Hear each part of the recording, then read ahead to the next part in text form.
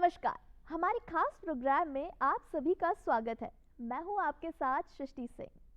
आज का दिन मेरे लिए, आपके लिए, हम सभी के लिए बहुत खास है क्योंकि आज हमारे साथ स्टूडियो में एक स्पेशल गेस्ट मौजूद है जिनसे उनके बारे में जानेंगे, उनके चैलेंजेस के बारे में जानेंगे, उनके बारे में कि क्या वो करते हैं और कितना अच्छे से वो प्रेजेंट करते हैं अपने आप को, सभी चीज़ें हम जानेंगे।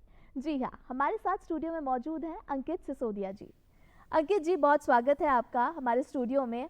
इसी के साथ हम शुरुआत करते हैं, लेकिन हम शुरुआत करें उससे पहले आपके बारे में तो हम जानेंगे, बहुत सारी चीज़ें जानेंगे, लेकिन उससे पहले मैं चाहती हूँ कि आप जो मिमिक्री करते हैं उसके लिए आप बहुत फेमस हैं, तो थोड़ी सी मिमिक्री करके दिखा दीजिए। सर्वप्रथम दूरदर्शन के सभी दर्शकों को अंकित सिसोदिया का नमस्कार। और बहुत सारे कलाकार हैं, आप कह सकते हैं जितेंद्र, धर्मेंद्र, सभी इस गले के अंदर, लेकिन कुछ कलाकार मेरे बहुत पसंदीदा हैं। और जैसा कि आपने कहा है सृष्टि जी, कुछ कलाकार जो नव वर्ष की बधाई देने के लिए यहाँ पर आए हुए हैं, तो कुछ कलाकारों को मैं ज़रूर यहाँ पर लेकर आना चाहूँगा, कुछ नए कुछ पुराने। तो जो मुझे बहुत अच्छे लगते हैं, ऋतिक रोशन जी से शुरुआत करते हैं। अगर ऋतिक जी यहाँ पर आते और नव वर्ष की बधाइयाँ देते हैं हमारे सभी दर्शकों को, तो मुझे आके बहुत अच्छा लग रहा है। इतने सालों के यहाँ मुझे देख रहे हैं और मुझे ऐसा लग रहा है कि आज मुझे बोनविटा की भी ज़रूरत नहीं है। आज जादू अपने आप हो जाएगा सर, क्योंकि जादू हमेशा मेरे साथ है। थैंक यू सो मच, आपको नव वर्ष की बहुत सारी बधाइयाँ। तो ये थे ऋतिक। उसके अलावा हमारे बहुत सारे विलन्स भी हैं, कॉमेडियंस भी हैं, जैसे जॉनी सर मुझे बड़े पसंद है, मेरे आइडियल भी हैं। तो कमाल करती है बाबा, मेरे घर में छोटे छोटे बच्चे रे बाबा, लेकिन बड़ा वाला साल आपके लिए बहुत अच्छा हो। Happy new year. बहुत ही अद्भुत था ये प्रेजेंटेशन। आपने देखा कि कितने मंझे हुए कलाकारों की इतनी बखूबी एक्टिंग करते हैं अंकित जी, और इसीलिए इतने फेमस हैं। और इनको देखते ही जो ऑडियंस है उनके जो मुस्कान है वो रुकती नहीं है, क्योंकि कॉमेडी के लिए जाने जाते हैं। मास्टर ऑफ डिस्गाइज भी इसीलिए हैं। अंकित जी, ये तो हमने देखा आपके टैलेंट का एक छोटा सा झलक देखा, लेकिन इसके बाद अब मैं आपकी थोड़ी सी जर्नी के बारे में जानना चाहूँगी।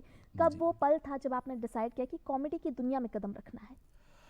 देखिए, ऐसा कोई पल नहीं था कि कॉमेडी की कोई दुनिया होती है, ये पता भी नहीं था। कुछ चीज़ें ऐसी होती हैं जो ईश्वर तय करता है आप लोगों के लिए। बचपन से शौक़ था कि टीवी पे जो कार्टून्स आती हैं वो कैसे बोलते हैं, किस तरह से उनकी आवाज़ें होती है, तो कोशिश करता था उन्हीं को देखकर उन्हीं की नकल करने की। धीरे धीरे वो प्रोसेस स्टार्ट हुई, स्कूल से स्टार्ट हुआ। फिर जब स्कूल जाते समय जब साइकिल पे होते तो अलग अलग आवाज़ें निकालने की कोशिश करते थे।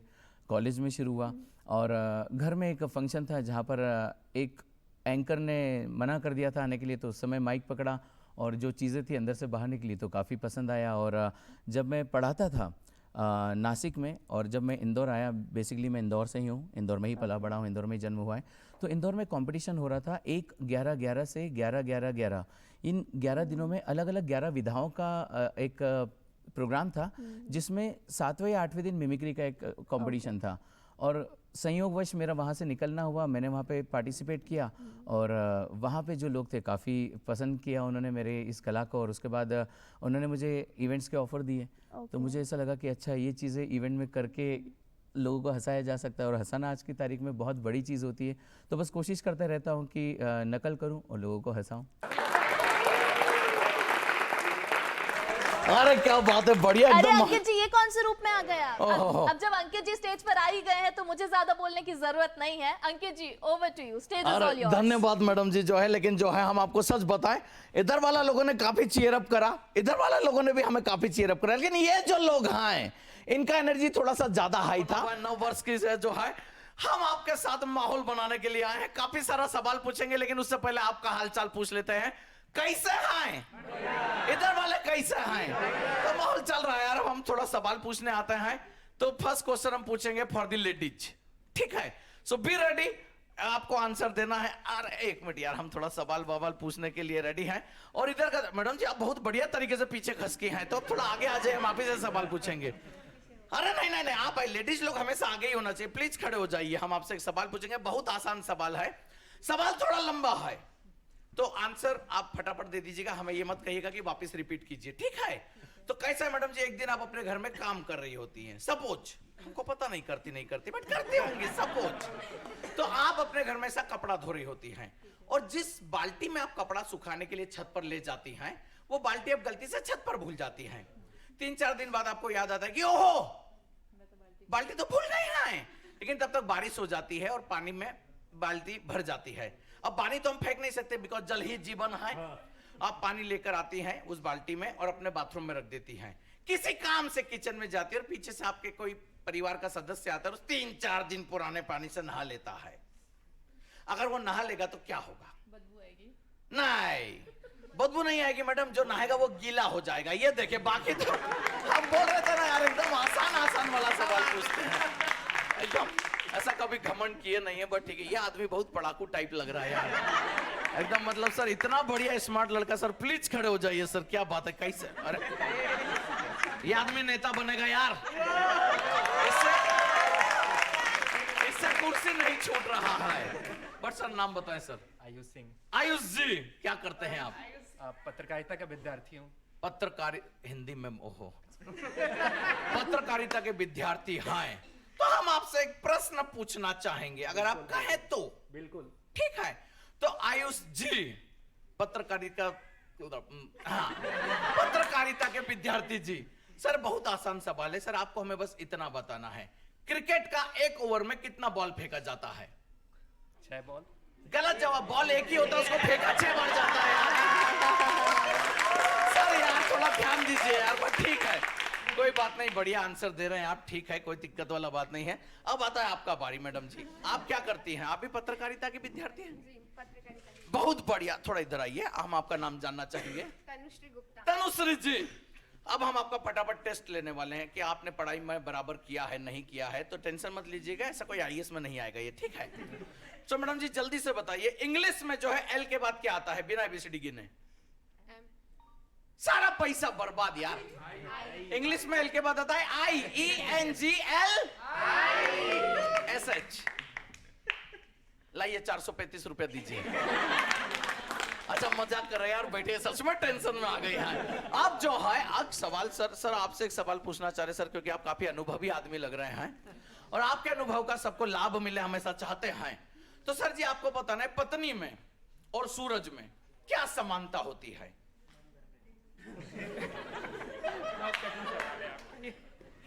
बहुत आसान है। पत्नी में और सूरज में समानता क्या होती है? बहुत आसान है। नहीं कह सकते सर, आप बताएंगे सर। पत्नी में और सूरज में क्या समानता होती है सर? हाँ भाई तो हम पूछ रहे हैं, वही तो हम पूछ रहे हैं सर। अच्छा खुद की पत्नी का बात कर रहे हैं हम। दोनों ज्वालामुखी। ये तो पर्सनल एक्सपीरियंस बता दिया आप सर। ठीक है सर। नहीं सर, इसका सही आंसर है सर, आप दोनों को घूर के नहीं देख सकते, वरना आपको गर्म करके रख देते हैं। ठीक है, आप कभी जाइएगा बिना बात के और मैडम जी को देखिएगा, फिर आपको लगेगा कितना मुश्किल होता है। बैठिए सर, बहुत बहुत धन्यवाद आपका। अच्छा, एक हाथ में फोन, एक हाथ में चश्मा, बहुत बिजी आदमी है यार, बट ठीक है, चलता रहता है। अगला सवाल जो है ये बहुत टेक्निकल सवाल है। ठीक है, there is a technical question. Sir आप आइए।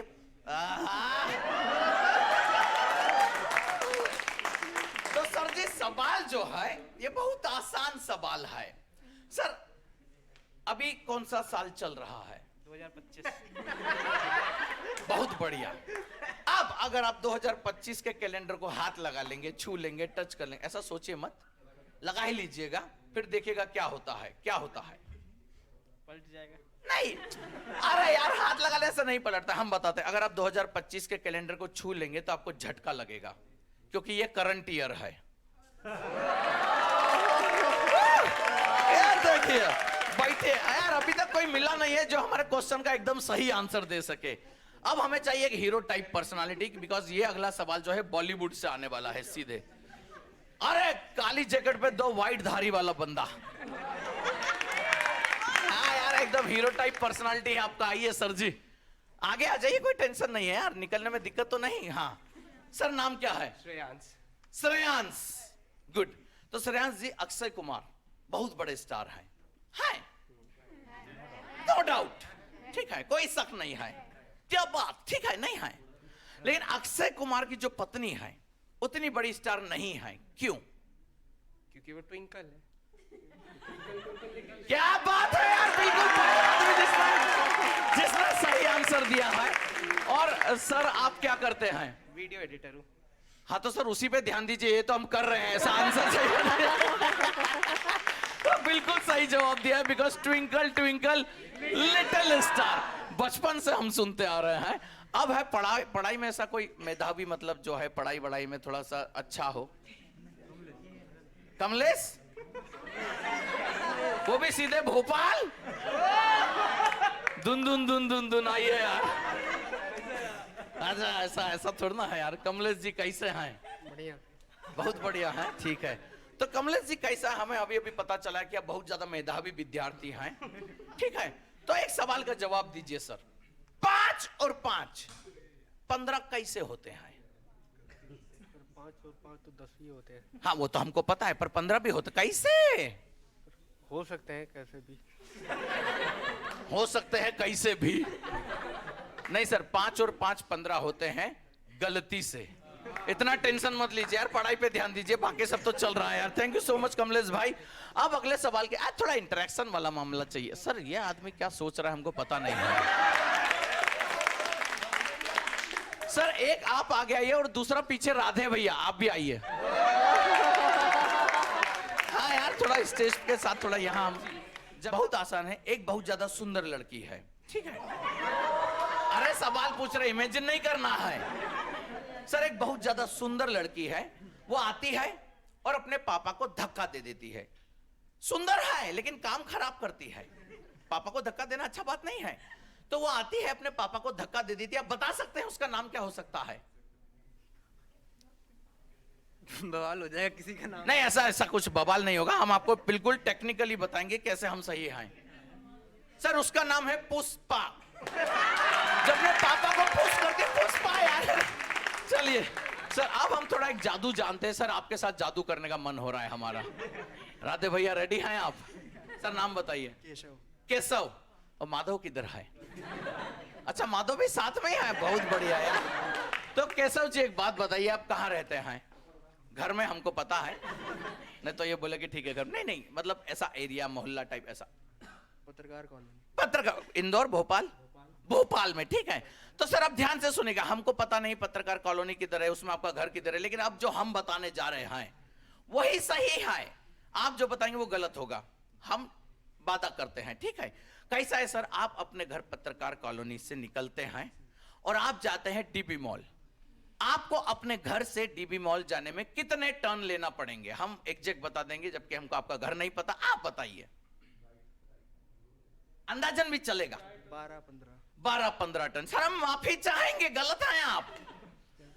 आप अपने घर से निकलकर डीबी मॉल जाएं, मेट्रो स्टेशन जाएं, कमलापति जाएं या फिर कश्मीर चले जाएं, आपको लेना पड़ेंगे बस 2 टन, एक लेफ्ट टर्न और एक राइट टर्न, बाकी होता ही नहीं है। तो कहां से सर? लेकिन ठीक है, आप तो फिर भी 2 टन ले रहे हैं, कोई लड़की हो तो यू टर्न भी ले सकती है। बाकी बैठे राधे भैया यार, बहुत बढ़िया, ऐसा ऐसा चलता रहता है हमारा मामला। तो दीदी जी आप आ जाइए। तो आराधना जी,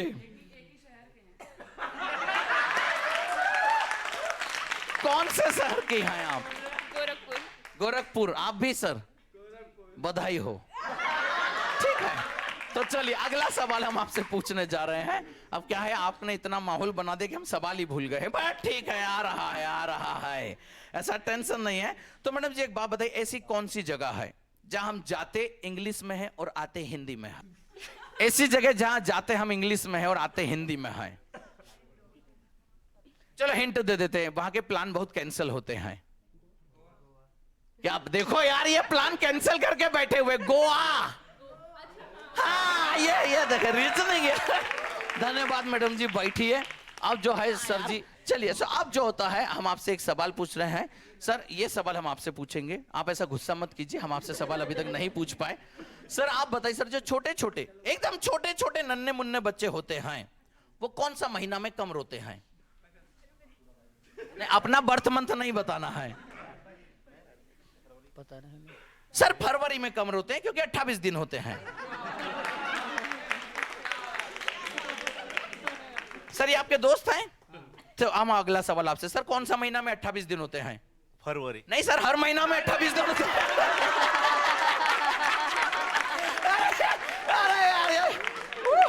अरे यार माहौल चल रहा है। ना अब आखिरी का 2 सवाल हमारे पास बचा हुआ है। सो बी रेडी, एक इधर से पूछेंगे और एक इधर से पूछेंगे। सर मुंह बंद कीजिए प्लीज, इतना भी क्यूट नहीं है यार हम, ठीक है, बट हो जाता है। तो अगला सवाल हम इधर से पूछने वाले हैं। मैडम जी आपसे, आप काफी मतलब एकदम जो है लग रहा है कि एकदम पढ़े लिखे कॉन्फिडेंस तैयारी करके आई हैं, तो थोड़ा इधर आइए। आपको आना पड़ेगा क्योंकि हम नहीं आ पाएंगे उधर, ठीक है। हमारा नाम बता दीजिए। अब नहीं ठीक है, सब कोई बात नहीं, सब ठीक हो जाएगा। आपका नाम बता दीजिए। ऋषिका सिंह। ऋषिका सिंह। ऋषिका, ओके। सो ऋषिका, हाँ हम सा को सही बोलते हैं यार। तो Rishika, there is a question for you, ठीक है। हम आपसे एक बहुत कठिन सवाल पूछने वाले हैं, हो सकता है आप उसका आंसर ना दे पाए। नहीं अभी आप कहां चेंज करके आएंगे, टाइम लग जाएगा। यार लड़कियों का बढ़िया यार, चेंज कर ले, सवाल पूछने में भी चेंजिंग चाहिए इनको। नहीं ऑडियंस क्यों काहे चेंज करना है, बढ़िया अच्छे लग रहे हैं, ठीक है सब। अरे इजी है, इजी है।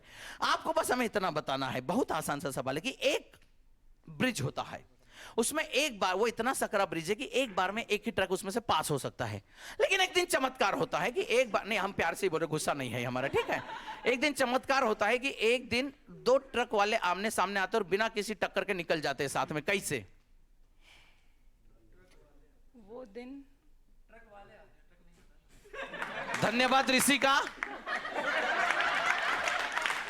होता है यार, अंदर की लड़की बाहर आ ही जाती है। हम समझ गए किसने एंजल प्रिया के नाम से अकाउंट बना रखा है, ठीक है। हर 3 महीने में ये आदमी 859 का रिचार्ज करवा रहा है किसी से, सही है।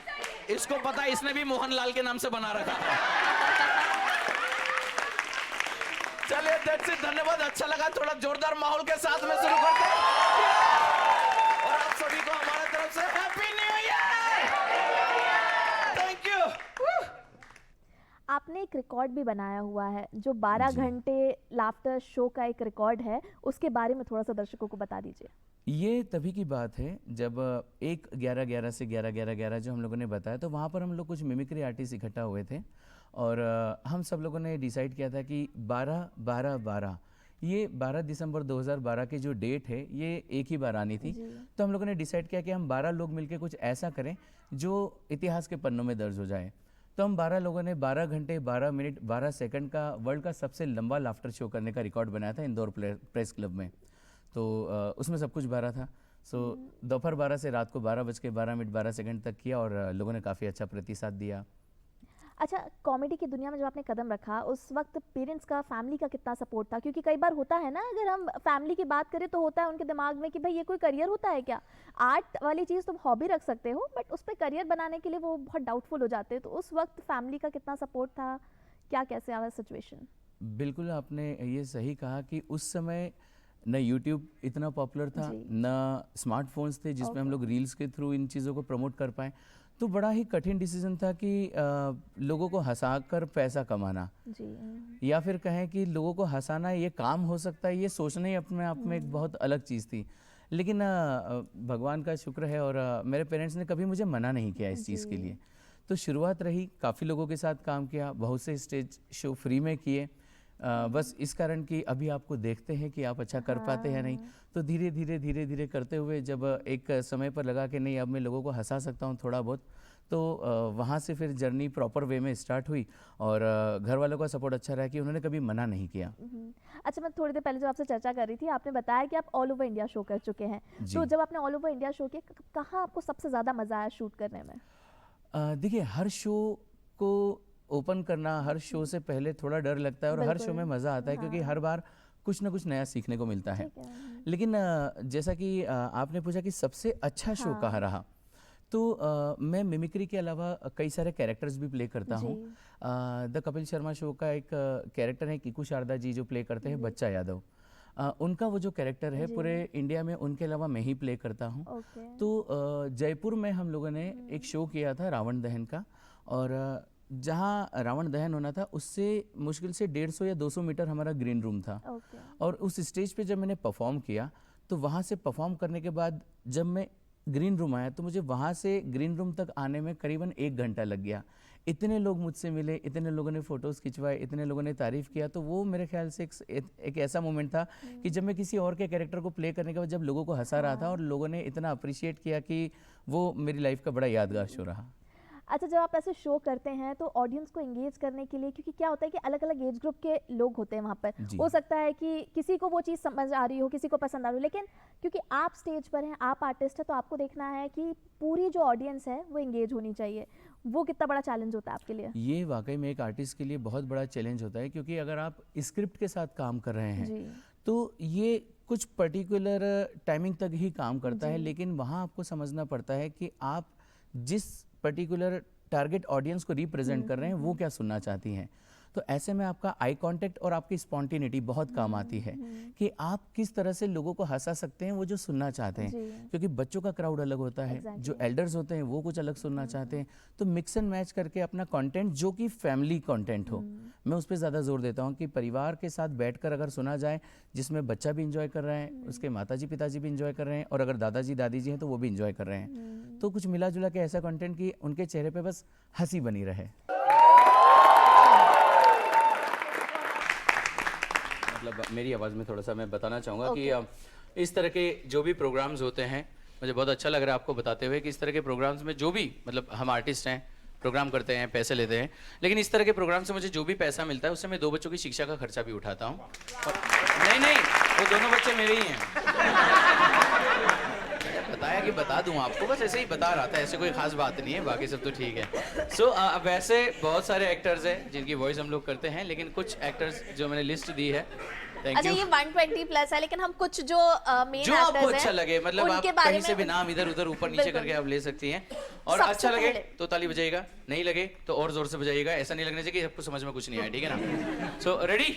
तो भाई भोपाल है, नवाबों का चलिए। शहर है, तो उससे पहले नवाब से शुरुआत करते हैं। सैफ अली खान की ये आवाज यार बता क्या दीजिए। बात है, अगर मुझे पता होता तो मैं करीना को लेके आता यार। वाह, मेरी तरफ से आप सभी को बहुत सारी बधाई। वाह तो चलिए Next, इसी के साथ फटाफट, ओम प्रकाश। भैया जय हो भगवान की, जय हो भागवंती की भैया।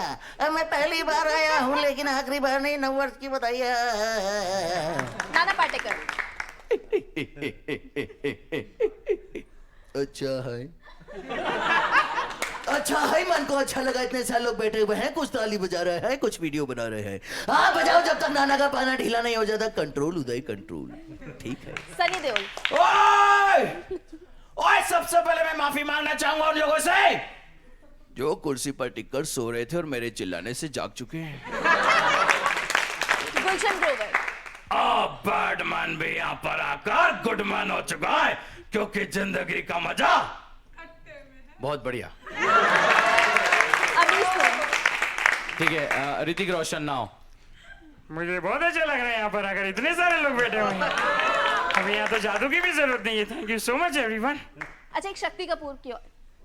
पहली बार किसी फीमेल एंकर को मैंने शक्ति कपूर की आवाज निकाली। ठीक है, तो शक्ति कपूर, आओ आया तेरी आंखें झोंके झोंके, आया तेरा चेहरा खिला खिला, एक हाथ मारा तेरे चेहरे पे तो आधा किलो फेयर एंड लवली मिला। तो मुझे लगता है इतने कैरेक्टर्स इनफ है, कोई और किसी की डिमांड तो नहीं। राजकुमार। संजय दत्त की डिमांड है। हाँ, पहले राजकुमार की है ना कि जानी खुश रहो, आबाद रहो, यही हमारी दुआ है। और सुनील शेट्टी, हाय अंजलि, हाय तुम मुझे भूल जाओ, हो नहीं सकता, और मैं यहाँ पर आकर परफॉर्म ना करूँ इस समय। संजय दत्त, अरे बोलिए तो पहले साईं बाबा, बाद में संजू बाबा, और मेरी तरफ से सबको जादू की जप्पी बोली तो तो अंकित जी, जिस तरह से कंटेंट की बात हम कर रहे थे आपसे, कि आपने बताया कि कैसे आपको कंटेंट प्रिपेयर करना पड़ता है हर एज ग्रुप के लिए, जो आपकी ऑडियंस है वो आपके साथ एंगेज कर सके, कि एक बहुत बड़ा चैलेंज होता है। लेकिन उससे पहले जो आपके लिए कंटेंट प्रिपरेशन होती है वो कितनी टफ होती है और कितनी चैलेंजिंग होती है? कंटेंट प्रिपरेशन चैलेंजिंग ज़रूर होती है, क्योंकि जो कॉमेडी होती है वो कई तरह की होती है। कॉमेडी को आप सिचुएशनल कॉमेडी के रूप में यूज़ कर सकते हैं, कॉमेडी को आप किसी पर्टिकुलर आर्ट के साथ जोड़ के परफॉर्म कर सकते हैं, जैसे मिमिक्री के साथ मैं परफॉर्म करता हूँ। तो कई सारे लोग जिन्हें बहुत सारे कलाकारों की आवाज़ें पसंद होती है, उनका अंदाज़ पसंद होता है, वो अगर रोज़मर्रा के जीवन में आकर उनसे कुछ बात करते हैं तो उसका एक मज़ा अलग होता है। जी। तो चूँकि मिमिक्री मेरा एक प्लस पॉइंट रहा है शुरू से, तो मिमिक्री के साथ किसी कैरेक्टर को जोड़कर कॉमेडी क्रिएट करना बहुत आसान होता है। वहीं पर छोटे बच्चे कार्टून्स के साथ ज़्यादा कंफर्टेबल होते हैं, वो ज़्यादा एक्टर्स के बारे में जानते नहीं हैं, तो कार्टून्स की जो मिमिक्री होती है वो काफ़ी ज़्यादा पसंद होती है। उसके साथ कुछ अपना कंटेंट जोड़कर बच्चों को हंसाया जाता है। और जो बड़े होते हैं वो पारिवारिक कॉमेडी के साथ यकीन करते हैं, तो उसमें कुछ कविताएं या फिर जो सिचुएशनल कॉमेडी है जिसको हम लोग क्राउड वर्क, आजकल बहुत चल रहा है क्राउड वर्क, तो क्राउड वर्क, लेकिन बस उसमें जो अंतर होता है कि आप कॉमेडी और फार्स दो अलग अलग चीज़ें होती हैं। कॉमेडी जिसमें विशुद्ध रूप से आपको हंसाया जाता है, और फार्स मतलब आपकी बॉडी के ऊपर, आपकी किसी स्थिति के ऊपर कमेंट करके आपको बेइज्जत करके लोगों को हंसाया जाता है। दोनों में बहुत हेयरलाइन का डिफरेंस होता है, बट आपको वहाँ ध्यान रखना है कि अगर आप किसी फंक्शन में, किसी प्रोग्राम में या किसी के पर्सनल फंक्शन में गए हैं तो उन्हें बिना डिसरिस्पेक्ट किए अगर आप हंसा रहे हैं तो आप सच्चे तौर पे कॉमेडी की सेवा कर रहे हैं या आप उनको सच्चे दिल से हंसा पा रहे हैं। कार्टून मिमिक्री की जब आपने बात की तो थोड़ा सा कुछ हो जाए। मुझे बड़े पसंद हैं कुछ कार्टून कैरेक्टर्स, बच्चे बड़े पसंद करते हैं। जैसे मोटू पतलू आता है या शिनचैन आता है, ऐसे कई सारे कैरेक्टर्स हैं। मैं मोटू चूँकि मेरे जैसा ही कैरेक्टर है वो, तो बताना चाहूँगा मोटू की जो आवाज़ है। ओहो बड़े भैया, खाली पेट दिमाग की बत्ती नहीं जलती, मुझे खाना है समोसे। ये है। और दूसरे फिर उन्हीं के पतलू आते हैं कि अरे मोटू समोसे खाओ और शुरू हो जाओ। एंड फिर हमारे शिनचैन जो मतलब मैं आपको सच कहूँ तो मैं भी अभी कार्टून्स देखता हूँ, मुझे बड़ा पसंद है। मुझे भी, Shinchan is one of my favourite cartoon. I think जितने लोग देख रहे हैं शिनचैन से सभी परिचित होंगे, चाहे बच्चे हो, बच्चे तो बच्चे, मम्मी लोग भी बड़ी परिचित होती हैं। तो शिनचैन जब आता है तो उसकी बड़ी एक पर्टिकुलर स्टाइल है कि मुझे शिमला मिर्ची बिल्कुल पसंद नहीं है, हिमावारी क्या तुम मेरे साथ खाना पसंद करोगी? मेरा नाम है शिनचैन नुवारा। Amazing, outstanding. मतलब जितने भी दर्शक हमारे बच्चे होंगे वो भी बहुत ज़्यादा एंटरटेन हो गए होंगे ये सुन के। अच्छा, अब जब हम इससे पहले कंटेंट की बात कर रहे थे, उस पर एक बार फिर से मैं आपका ध्यान लाना चाहूँगी अंकित जी कि जो आजकल का जो कंटेंट है, आजकल जो ज़माना है, क्योंकि आज अगर किसी को कॉमेडी करनी है या इस फील्ड में जाना है, उसके पास बहुत सारे प्लेटफॉर्म्स हैं। आप सोशल मीडिया से शुरुआत कर सकते हैं, और अगर सोशल मीडिया में आपको मतलब साइमल्टेनियसली वो कुछ और भी कर सकते हैं। अगर वो एक जॉब कर रहे हैं तो वो as a hobby social media में अपनी कॉमेडी कर सकते हैं, और अगर अच्छा रिस्पॉन्स मिल रहा है तो फिर करियर बनाने का सोच सकते हैं। तो वो एक ऑल्टरनेटिव ऑप्शन है उनके पास। लेकिन आपके टाइम पे क्या वो चीज़ थी, और अगर नहीं थी तो फिर वो एक पूरी चीज़ें छोड़ के कि कॉमेडी में ही करियर बनाना है? देखिए, आज आपने बिल्कुल सही कहा। ऐसे कई सारे मेरे दोस्त हैं या ऐसे कई सारे कॉमेडियंस हैं जिन्होंने सोशल मीडिया प्लेटफॉर्म पे अपना कोई वीडियो डाला था, वो वायरल हुआ, उसके बाद उन्होंने अपनी जॉब को पूरी तरह से ड्रॉप करके स्टैंड अप कॉमेडी को as a full time career बना लिया। तो आज के तौर पे देखा जाए तो मतलब ऑप्शंस की कमी नहीं है। सोशल मीडिया प्लेटफॉर्म, आपके आसपास इतने ग्रुप्स हैं, ओपन माइक्स हर जगह होने लगे हैं, चाहे सिटी हो या टाउन्स की हम बात करें तो एवरी वीक आपको ओपन माइक्स के ऑप्शंस मिल जाते हैं, जिसमें गज़ल हो, स्टैंड अप हो, मिमिक्री हो, आपके पास हर तरह की चीज़ें अवेलेबल हैं। लेकिन हमारे टाइम पे नहीं था। हमारे टाइम पे स्टैंड अप कॉमेडियन ये शब्द ही नहीं था। हाँ, एग्जैक्टली। ये शुरुआत हुई जब स्टार वन पे लाफ्टर चैलेंज फर्स्ट आया था, वहाँ से कॉमेडियंस को एक पहचान मिली।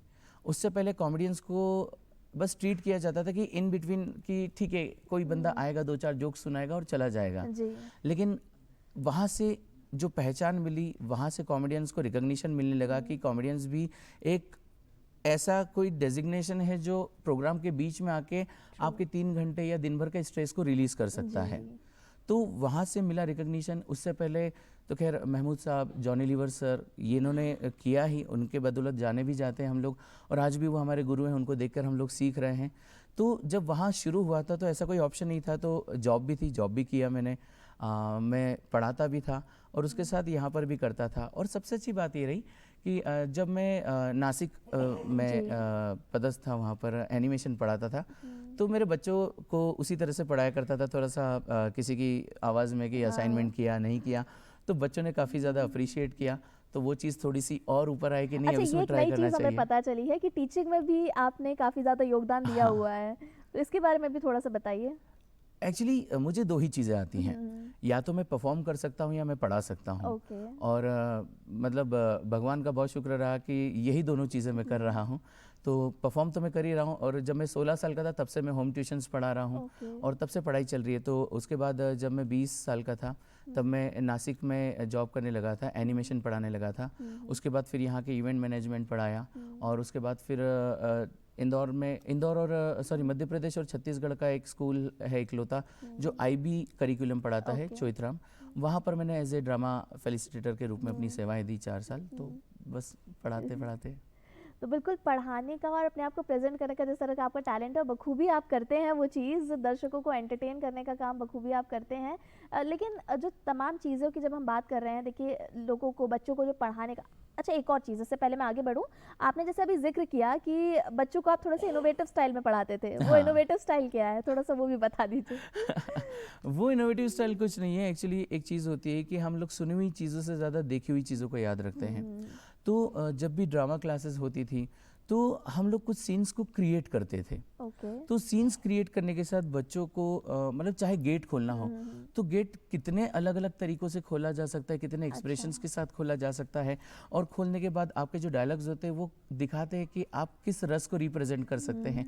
तो वो मैं बच्चों के साथ प्रैक्टिस करता था, फॉलो उनके साथ करता था कि किसी अन्यत्र चीज़ के साथ किसी और साउंड को निकाल के किसी और को हम लोग कैसे रिप्रेजेंट कर सकते हैं, कि पेपर पे हम लोग रेत गिरा के पानी का साउंड कैसे निकाल सकते हैं। तो वो बहुत सारी चीज़ें होती थी, कार्टून्स कैरेक्टर होते थे। और फिर मेरे साथ एक पपेट होता है। मैं मध्य प्रदेश का इकलौता वेंट्रीलॉक्विस्ट भी हूँ, मेरे साथ एक पपेट होता है।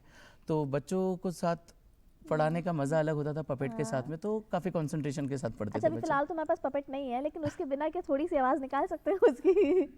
आवाज़ निकाल सकता हूँ, लेकिन उसके साथ जो है आपको मज़ा वहीगा कि वो बोलता कैसे। तो वो क्योंकि आप साइलेंट रहते हैं उस वक्त, लेकिन वो आवाज़ आ रही थी तो ऐसा लगता है वो पपेट एक्चुअली बोल रहा है। हाँ, वो एक्चुअली बोलता है, ऐसा हमें विश्वास होता है, तभी सामने वाला यकीन कर पाता है। बिल्कुल। और वो एक अलग टैलेंट है। मतलब वो आपने कब डिस्कवर किया, आपको वो चीज़ कैसे पता चली कि ऐसा भी हम कुछ कर सकते हैं? ये मतलब बचपन से एक ऐड देखता था मैं लिज्जत पापड़ का। उसमें वो एक बनी आता था, वो आखिरी में बोलता था लिज्जत पापड़। तो जी हाँ, तो वो लिज्जत पापड़ वाला ऐड था, उसको देख के लगता था कि ये कैसे होता है।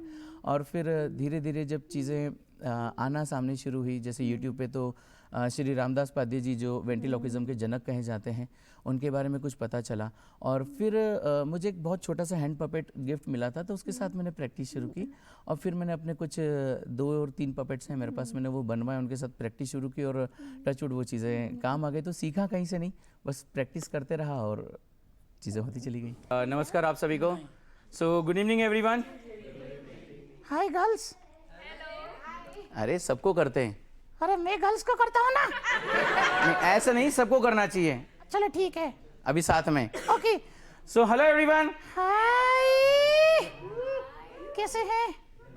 अरे वाह, चलो ठीक है यार, सब बढ़िया है। सो इतनी देर से यहाँ पर हैं हम लोग। हाँ। देख इतने सारे लोग बैठे हैं। किधर है? अरे सामने बैठे तो हैं। चेक करने दे। अरे हाँ यार, इतने सारे लोग। हाँ हाँ, और देख तुझे देख के कितना खुश भी हो रहे हैं। नहीं यार, मुझे देख के कोई खुश नहीं हो रहा। तुझे देख के कोई खुश नहीं हो रहा? नहीं। फिर किसे देख के खुश हो रहे हैं? तुझे। मुझे? हाँ। नहीं नहीं, मैं पहले आ चुका हूँ, लोगों को बड़ा हंसा चुका हूँ, मस्ती कर चुका हूँ। तू फर्स्ट टाइम आया है ना, तो तुझे देख के खुश होंगे ना। अरे कहा ना तुझे देख के हो रहे। अच्छा गुस्सा मत कर, एक बात बता। क्या? कि ये लोग मुझे देख के क्यों खुश हो रहे हैं? बताऊं? हाँ हाँ बता बता। यार ये लोग सोच रहे हैं। हाँ हाँ, ये लोग सोच रहे हैं।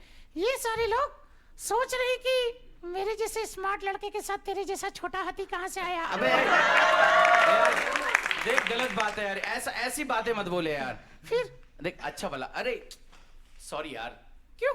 अरे यहाँ आए हम लोगों ने हमारा इंट्रोडक्शन तो किया नहीं। ओ हाँ, इंट्रोडक्शन चल कर लेते हैं। हाँ इंट्रोडक्शन कर लेते हैं। तो पहले इंट्रोडक्शन करेंगे कैसे? नाम बता के बुद्धू।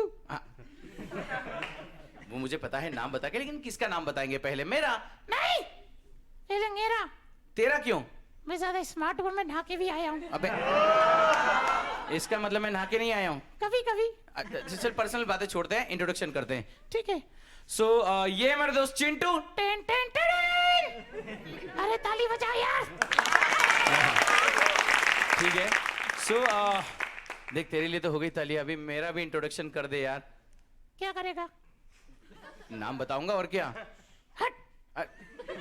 ऐसा नहीं यार, देख चिंटू तेरा नाम बताए तो मेरा नाम भी बताना पड़ेगा। ओके चल ठीक है। एक बार फिर से। हाँ, सो ये मेरे दोस्त चिंटू और मैं हूँ टाइगर श्रॉफ। अब टाइगर श्रॉफ नहीं यार। क्यों? अरे वो बड़ा स्टार है यार। तू छोटा है, नहीं नहीं, तू मोटा है। ऐसी बात नहीं, अच्छा वाला नाम बता। ठीक है। सो ये मेरे दोस्त चिंटू और मैं हूँ वरुण धवन।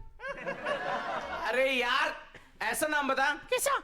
ऐसा नाम बता ना जो मेरी पर्सनालिटी पे सूट होता हो। क्या देख रहा है? तेरी और पर्सनालिटी मोटे। चल ठीक है, बता देगा ना। हाँ। तो ये मेरे दोस्त चिंटू और मैं हूँ कादर खान। अबे कादर खान नहीं यार, मेरा नाम अंकित है। तो खुद बताना चाहिए ना, दिमाग का दही कर दिया। अच्छा अच्छा अच्छा, गुस्सा मत कर, गुस्सा मत कर, गुस्सा मत कर, ठीक है। देख इतने सारे लोग बैठे हैं और नए साल का माहौल है। हाँ। तो कुछ मजेदार होना चाहिए। तो है ना। नहीं मैं कुछ नहीं करने वाला हूँ, कुछ शेरो शायरी हो जाए। शेरो शायरी। हाँ शेरो शायरी।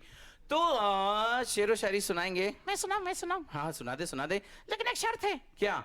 ये लोग हाँ करेंगे। आप लोग वाह करेंगे? क्या बात है चिंटू, रेडी है? इरशाद नहीं, शायरी है शायरी। ओके चलो रेडी। दाद देनी है, खाद नहीं देनी है। अच्छा अच्छा ठीक है, चल सुना। दूर से देखा। Thank you thank you. इधर से कौन करेगा? Thank you. अरे आगे। दूर से देखा। अरे आगे भी है। सुनो। हाँ तो तू ऐसा रिपीट करेगा तो कैसे होगा? ठीक है। दूर से देखा तो शेर आ रहा था। क्या बात कर रहा है? दूर से देखा तो शेर आ रहा था? तो डर गया क्या? अबे मैं डरा नहीं, ऐसे बता रहा हूँ। अच्छा तो फिर? दूर से देखा तो शेर आ रहा था। हाँ दूर से देखा तो शेर आ रहा था। दूर से देखा। Thank you. तो शेर आ रहा था। हाँ फिर? दूर से। अबे दूर से देखा तो शेर आ रहा था, फिर क्या हुआ? फिर क्या मैं पास में गया ही नहीं। चिंटू यार ये गलत बात है यार, ऐसा वैसा मतलब कुछ अच्छा वाला सुना यार। अच्छा कुछ क्रिएटिव सुनाऊं क्या? क्रिएटिव? हाँ सारे क्रिएटिव लोग बैठे, लेकिन एक बात बता। हाँ। ये क्रिएटिविटी तूने की कब? लॉकडाउन में। ये बात तो सही है, लॉकडाउन में बहुत लोगों ने ऐसी क्रिएटिविटी की है भाई जिसकी उम्मीद नहीं थी। ठीक है, हम लोगों ने मैगी भी फैंटा के साथ खाना शुरू कर दी है। सो क्रिएटिव शायरी। हाँ इरशाद। Thank you. सड़क पे से देखा। गुस्सा मत दिलाओ यार। अच्छा ठीक है, फिर? सड़क पे से देखा। काली टी शर्ट वाले भैया वाह नहीं कर रहे। अरे आपकी बात कर रहा हूँ, वाह। Thank you. हाँ फिर? सड़क पे से देखा तो खिड़की पे कोई नहीं था। अच्छा, सड़क पे से देखा तो खिड़की पे कोई नहीं था? नहीं। फिर क्या? खिड़की पे से देखा तो सड़क पे कोई नहीं था। लॉकडाउन यार मेरे को ऐसा लग रहा है आज तेरा मूड बिल्कुल भी नहीं है। थोड़ा टेंशन तो है। क्यों टेंशन? क्या हुआ? क्या प्रॉब्लम हो गई है यार? कुछ हुआ क्या? मत पूछ यार। अरे हुआ क्या? अरे मत पूछ यार। अरे यार ऐसा मत करे यार। नहीं क्यों? बता दे, सब अपने वाले ही हैं यार। अरे हंसेंगे। नहीं हंसेंगे पक्का। सच्ची शेयर कर दो दिल की बात। हाँ बता दे यार कि आज तेरा मूड क्यों नहीं है। बताता हूँ यार। दिल दिया जिसको, इस पे वाह नहीं करनी है। इस पे वाह नहीं करनी, उसका दिल टूटा हुआ भाई। दिल दिया जिसको वो दिल्ली चली गई। अरे मैं कुछ और बोलने वाला था, भाई ने बोला था बोल दिया। उसकी भी दिल्ली गई होगी। दिल दिया जिसको वो दिल्ली चली गई। प्यार किया जिससे वो इटली चली गई। ओह बड़ा खराब हुआ यार। फिर? दिल दिया जिसको वो दिल्ली चली गई। प्यार किया जिससे वो इटली चली गई। जी मैं चाहा खुदकुशी कर लूं, तो फिर की क्यों नहीं? हाथ डाला प्लग में तो बिजली चली गई। अबे यार मुझे ऐसा लग रहा है चिंटू तू सच में है ना, मतलब बहुत ज्यादा गड़बड़ हो गया है। लेकिन देख इतने सारे यहाँ पे स्टूडेंट्स भी हैं। हाँ। बड़े भी बैठे हैं। हाँ। और तू भी है। मैं तो हूँ रहूंगा। अच्छा ठीक है। सो यहाँ है ना हम लोग जो दो चार अच्छा मैं पहले पूछ लूँ, क्वेश्चन पूछ लूँ? कब पूछेगा? कल? नहीं कल तो दूसरा प्रोग्राम है, आज देखते हैं। ठीक है। सो आप में से कितने लोग हैं जो कार्टून्स देखते हैं? देखते हैं। अरे वाह सर, आप भी बहुत बढ़िया सर। तो मेरा ये जो फ्रेंड है ना, ये बहुत अच्छे कार्टून कैरेक्टर्स की वॉइस निकालता है, लेकिन भूल जाता है कौन सी आवाज़ किसकी है। सो ये वॉइस निकालेगा, आप रिकॉग्नाइज करके बताइए किसकी आवाज़ है, ठीक है? रेडी?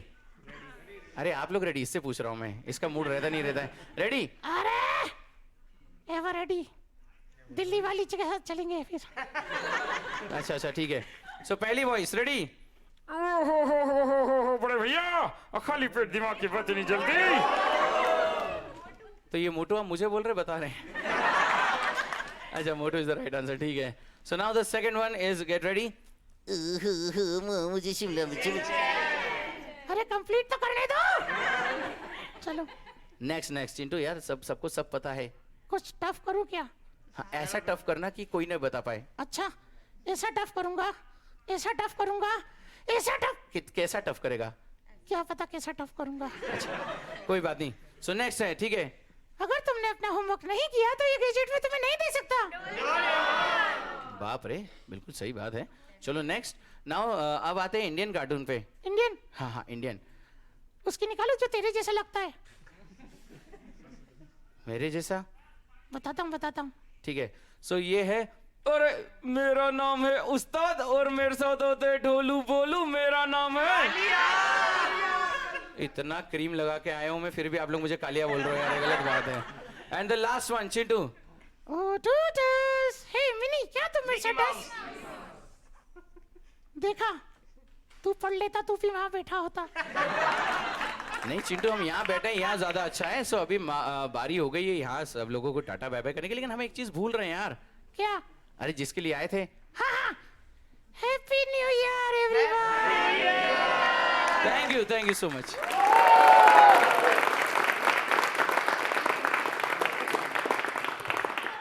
अच्छा, आपने जब ऑल ओवर इंडिया शो किए हैं, उस वक्त एक कोई ऐसा एक्सपीरियंस आपका जो आप बिल्कुल ऐसे शेयर करना चाहते हो? क्योंकि इतने सारे एक्सपीरियंसेस होते होंगे और रोज़ के एक्सपीरियंसेस होते होंगे, आप इतने सारे जब इवेंट्स करते हैं, बट कोई ऐसा मेमोरेबल एक्सपीरियंस जो आप शेयर करना चाहते हैं? हर शो में होता है, लेकिन जैसे पपेट के साथ हम लोग परफॉर्म करते हैं कई बार, और पपेट हमारे साथ स्टेज पे होता है ऑन माइक, और जब हम नीचे उतरते हैं तो लोग पूछते हैं कि आपने इसके अंदर बैटरी कहाँ लगा रखी, इसके अंदर रिसीवर कहाँ लगा रखा है, कि या रिकॉर्डेड कहाँ कर रखा है, कि जिससे आप बोलते हैं और ये अचानक आंसर देता है। और जब उन्हें बताते हैं कि ये जो है मैं ही बोलता हूँ, तो उनके लिए यकीन करना बड़ा मुश्किल होता है। और दूसरा, कई बार ऐसा होता है कि जब मैं कैरेक्टर्स प्ले करता हूँ तो कई बार ऐसा होता है कि कैरेक्टर्स चेंज करने के बाद मैं अपने ही रूप में खड़ा होता हूँ, तो लोग आके पूछते हैं कि अरे वो जो परफॉर्म कर रहे थे वो कहाँ गए? तो उनको ये लगता है कि दो अलग अलग लोग हैं। तो उनको समझाना पड़ता है कि नहीं मैं ही था सर, तो वो यकीन नहीं करते। तो वो भी बड़ा अच्छा लगता है कि आर्टिस्ट के लिए बड़ी बात होती है कि आप जो कैरेक्टर निभा रहे हैं वो इतनी ईमानदारी से कि लोग वाकई में आप और उनमें सिमिलरिटी नहीं ढूंढ पा रहे हैं।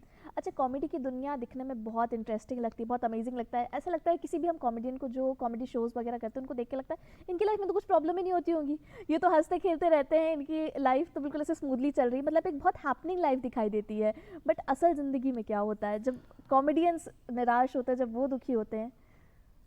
देखिए, डेफिनेटली ये फील्ड ग्लैमरस है। आपको बिल्कुल सही दिखता है कि हम लोग खुश होते हैं, हम लोग लोगों को स्टेज पे हंसाते हैं, लेकिन एक कॉमेडियन वो होता है जो कॉमेडी को निकाल कर लाता है उस जगह से जहां उसने उस परेशानी को अनुभव किया है। क्योंकि हमारी डेली रूटीन में ऐसी कई चीज़ें हमारे साथ होती हैं जो होती कॉमेडी है, लेकिन हम उन पर उतना ध्यान नहीं दे पाते। चाहे हम बात करें कि चौल में हम लोग लग के पानी भर रहे हैं, वहाँ पे क्या कॉमेडी क्रिएट होती है, जब तक आप उस चीज़ को जिएंगे नहीं आप उसको कैसे महसूस कर पाएंगे। सही बात है। और यहाँ पर बात आती है फिर कंटेंट की, कि आप जो सिचुएशनल कॉमेडी है वो प्रेजेंट करें और एक दूसरी जो आप अमर्यादित शब्दों के साथ प्रेजेंट करें, दोनों के कंटेंट में ज़मीन आसमान का अंतर होता है। तो एक वो चीज़ जो आपने महसूस की और दूसरा जो आपके मन में आई है, जो आप आसपास को देख के लिख रहे हैं। दूसरों के अनुभव से सीखना और स्वयं के अनुभव से सीखने में बहुत अंतर होता है। अच्छा, लिखने में जो स्क्रिप्टिंग होती है वो ज़्यादा इजी होती है, ये कई बार होता है कि ऑन स्पॉट बिल्कुल जो निकल रहा है निकलने दो? मेरे लिए तो ऑन स्पॉट ज़्यादा बेहतर होता है, कि ऑडियंस जो सुनना चाह रही है, ऑडियंस का जो उत्साह है, जो वो हमारी तरफ देखकर सोचते हैं कि ये होना चाहिए और पता नहीं, हमें देख के वो समझ में आ जाता है कि अगर यहाँ ऐसा कुछ हो जाए तो ज़्यादा बेहतर होगा। तो हम लोग उस तरह से सिचुएशनली स्पॉन्टेनियसली एड ऑन करते हैं और ऑन द स्पॉट फिर जब तक ऑडियंस को मज़ा आता है तब तक वो चीज़ें चलती रहती हैं। अच्छा, फर्स्ट टाइम कब ऐसा एक्सपीरियंस था? आपने बताया जैसे कि आपने पहले भी शोज़ किए थे, लेकिन कई बार ऐसा होता था कि लोग बोलते थे कि आओ पहले शो करो उसके बाद बताएंगे कैसा क्या है, लेकिन आपका ऐसा पहला कौन सा शो था जहाँ पे आपको लगा कि ये आपको बहुत अप्रिसिएशन मिला हो और बिल्कुल लगा हो कि भाई मैं तो बिल्कुल सही जा रहा हूँ? नहीं, मैं बिल्कुल सही जा रहा हूँ ऐसा तो मुझे कभी नहीं लगा, क्योंकि हमारी प्रोसेस हमेशा सीखने की होती है। तो बस ये है कि जिस फील्ड में हूँ लोग आके अप्रिशिएट करते तो ये लगता है कि जिस राह को मैंने चुना है उस पर धीरे धीरे ही सही बढ़ रहा हूँ, सही जगह बढ़ रहा हूँ। और अप्रिसिएशन तो खैर पहले शो से ही था, क्योंकि अगर आवाज़ गलत निकलती या कोई ऐसा कंटेंट में प्रेजेंट करता जो सामने लोगों को पसंद नहीं आता तो लोग बोल देते हैं। जी बिल्कुल। लेकिन वहाँ ये रहा कि किसी ने अच्छा नहीं कहा शुरू में तो बुरा भी नहीं कहा, तो कांस्टेंट न्यूट्रल लेवल पे हम लोग चलते रहे धीरे धीरे फिर ग्राफ बढ़ता गया और चीज़ें समझ में आई कि क्या प्रेजेंट करना चाहिए, कैसे प्रेजेंट करना चाहिए और क्या चीज़ें नहीं प्रेजेंट करना चाहिए। तो आपको डूज एंड डोंट्स पता होना चाहिए आपके कि आपकी लिमिट कितनी है, आप लोगों से कितना क्लोज हो सकते हैं। एक आर्टिस्ट की मुझे लगता है यही पहचान है कि आप जब इन चीज़ों का, क्योंकि कलाकार बहुत होते हैं, हम देखते हैं कि अगर 50 कलाकार भी हैं तो उसमें से अगर आप अपने आप को बेस्ट प्रूव कर सकते हो तो वो एक यही माध्यम होता है कि आप अपने डूज एंड डोंट्स को याद में रखें, ध्यान में रखें कि आपको क्या करना चाहिए क्या नहीं करना चाहिए, अपने लिमिट्स याद रखें, जो कि मुझे लगता है कि आजकल उतना ध्यान में नहीं रख रहे हैं लोग। उनको बस चाहिए कि हमारा कंटेंट वायरल हो। एग्जैक्टली वो कहते हैं ना कि बदनामी से ही नाम तो होगा। तो बस लोग प्रसिद्धि पाने के लिए कुछ भी कर सकते हैं, प्रसिद्धि कुछ भी हो अच्छा, सकती इसका है। बच्चों पे भी बहुत गलत असर हो रहा है। बिल्कुल हो रहा है, ये बिल्कुल सोशल हो रहा मीडिया है। सबके लिए एक्सेसिबल है। इवन मैं कई बच्चों को देखता हूँ, मतलब पढ़ाई के अलावा रील्स स्क्रॉल करते रहते हैं। रील्स देखना बुरी बात नहीं है, लेकिन उससे इन्फ्लुएंस होकर अपने माता पिता से या अपने बड़ों से उसी टोन में बात करना वो बहुत गलत बात है। हम लोग डरते थे हमारे टीचर से, हमारे माता पिता से, दादा दादी से, लेकिन आज जो बच्चे जिस तरह से उनसे बात करते हैं या जो कंटेंट आ रहा है जिससे वो ज़्यादा इन्फ्लुएंस होते हैं, तो बस वही है कि कंटेंट अगर थोड़ा सा सही हो तो बच्चे सही जाएंगे, या आप क्या देख रहे हैं उस पर डिपेंड करता है। बिल्कुल। और क्योंकि देखिए हमारे टाइम पे जो कार्टून्स आते थे वो भी, उनमें भी जो भाषा की शैली थी उनका बिल्कुल। बहुत ध्यान रखा जाता था, लेकिन अभी उतना नहीं देखने नहीं को है। मिलता है। और कई बार ऐसा होता है कि बस बच्चों को एंटरटेन करना है, वही उनका फोकस है, टीआरपी चाहिए और क्या है। अच्छा, मैं क्योंकि ना मुझे मिमिक्री बहुत पसंद है और दर्शकों को भी बहुत मज़ा आएगा मिमिक्री देखते हुए। आपने जिस तरह स्टार्स की मिमिक्री की, आपने कुछ कार्टून कैरेक्टर्स की मिमिक्री की, मैं चाहूँगी एक दो स्टार्स की थोड़ी सी और अगर कुछ मिमिक्री हो जाए। हाँ जी बिल्कुल।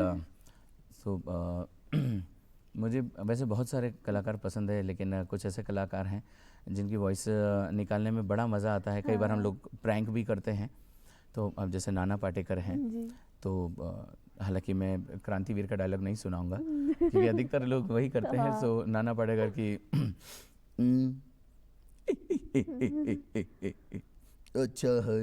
अच्छा है, मन को अच्छा लगा, इतने लोग बैठे हैं। सामने देख रहे हैं, मैं भी यहाँ पर हूँ।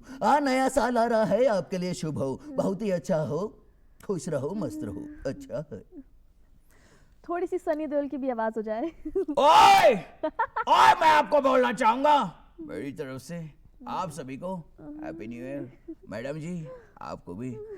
मेरे बेटे सनी ने कहा है तो मैं भी आपको हैप्पी न्यू ईयर विश करूंगा और आप सभी खुश रहें। और अब मिलते हैं थोड़े ब्रेक के बाद। Amazing, outstanding. मतलब इतनी बखूबी आप ये कैरेक्टर्स निभाते हैं कि एक्चुअली अगर एक गेट हो और आप ये आवाज़ निकाल रहे हो तो कोई समझ ही ना पाए कि ये सच में कोई मिमिक्री कर रहा है। और यही आपका टैलेंट है जिसकी वजह से आप इतने फेमस है, इतने लोकप्रिय हैं लोगों के बीच में। और इन सभी बातों को, जिस तरह से भी हमने अंकित जी से तमाम बातें की, उनकी जर्नी के बारे में, उनकी स्ट्रगल्स के बारे में, उनके अचीवमेंट्स के बारे में, और किस तरह से वो लोकप्रिय हैं लोगों के बीच में, कंटेंट का बहुत ध्यान रखते हैं, बहुत सोच समझ के अपने शब्दों का प्रयोग करते हैं, जिसकी वजह से जो उनको और ज़्यादा खास बनाता है और ज़्यादा लोकप्रिय बनाता है। तो हमारे इस खास शो में फ़िलहाल इतना ही। हमें दीजिए इजाज़त। नमस्कार।